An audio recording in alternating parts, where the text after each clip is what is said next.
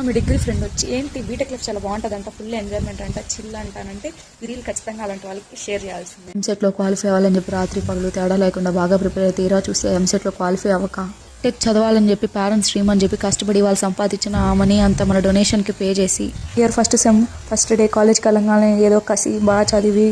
మంచి job crack చేయాలని కళ్ళు మూసి తెరిసేలోపే సెమ్ వచ్చేస్తే సెమ్ హాల్ టికెట్ ఇస్తారంటే ఎవరు, మళ్ళీ ఫీజెస్ అన్నీ కట్టాలి, మళ్ళీ ఇంట్లో అడగాలి, ఇంట్లో ప్రాబ్లమ్స్ అన్నీ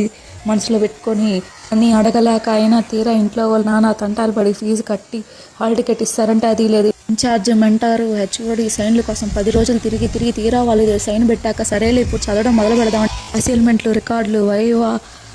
అయ్యి అన్నీ రాసి సరేలే కరెక్షన్ అయిపోయింది అని అనుకునే టైంలో మన తంటాలు పడి యూట్యూబ్లో చూసి రాత్రి పగలు చదివి సరే అని చెప్పి సెమ్ కంప్లీట్ అయిపోయాక తీరా రిజల్ట్స్ వచ్చాక ఒక బ్యాక్లాగ్ పడిందని చెప్పి అది ఇంట్లో చెప్పలేక వినలేక ఇన్ని కష్టాలు ఉంటాయి. B tech life is not easy bro.